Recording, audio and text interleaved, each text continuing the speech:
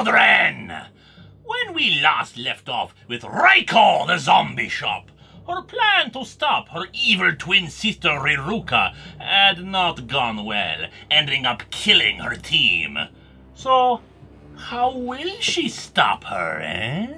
The only three who remain as part of her attack force are herself, mercenary Jasmine, and the precocious little sister of the now deceased Yuki, Mayo. Reiko gets Mayo someplace out of the way of the action, fearing for her life, while Jasmine is on the run from another summoner, and equally fearing for her own life. She finally is able to slice her attacker in half, but this particular summoner is quite adept, fusing her split body parts back together with ease.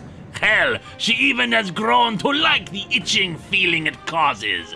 Since bladed weapons are out, Jasmine realizes that the mansion they're in is much older than Reiko and Reruka, meaning it may have been built to be old-fashioned, including a well-stocked bar and wine cellar. And well, if blades can't stop a regenerating opponent, how about some Molotov cocktails and a lot of explosive alcohol? After defeating that servant though, Jasmine is confronted by Reruka, and she is not one to be trifled with. Jasmine is only saved by the intervention of Reiko and her zombie familiar. Reruka is able to summon hordes of zombie troops that fuse into a giant zombie monster called the Holy Mithras. It was summoned from hell to celebrate Reruka's impending conquest of the world. But that's when Mayo steps in, getting encouragement by thinking of her brother and summoning her zombie, Eddie, King of Aces,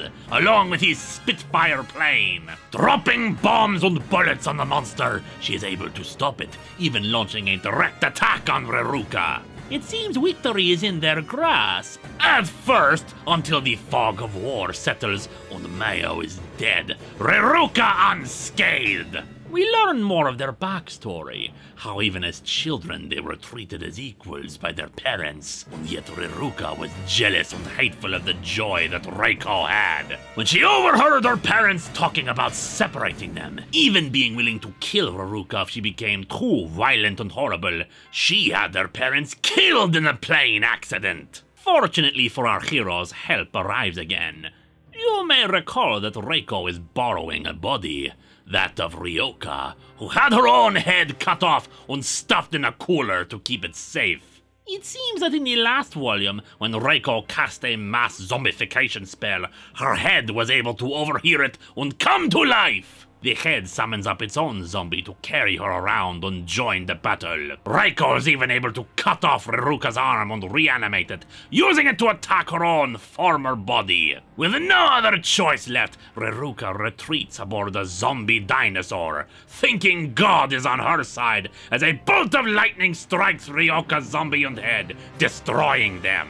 However, they certainly cannot allow Reruka to escape after all the death and destruction she has caused, all the lives who sacrificed themselves to stop her.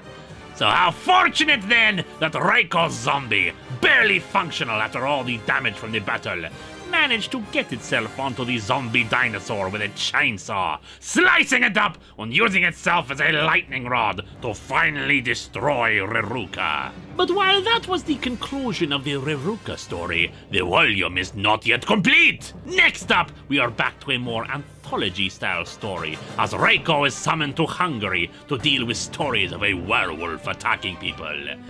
And there might be some twists and turns with that kind of monster in the mix. However, the volume also has 3 self-contained stories at the end. The Hair Check Massacre, about a teacher who gets revenge on some students who accidentally scar her beautiful head when they disregard the hair length guidelines. Elder Sister's Face, about a twin sister who survives only as a face on her sister's body, and becomes quite deadly as she becomes more jealous of her sister's existence. And finally, Godtown, about a cruel older sister who teases her younger one about the innocence and goodness of her own town, and the deadly consequences that could follow from that. Well, certainly not the final end of Reiko the Zombie Shop. This arc for the character would seem to be complete. Though one must wonder how much more blood will be spilled each time someone gets close to her, eh?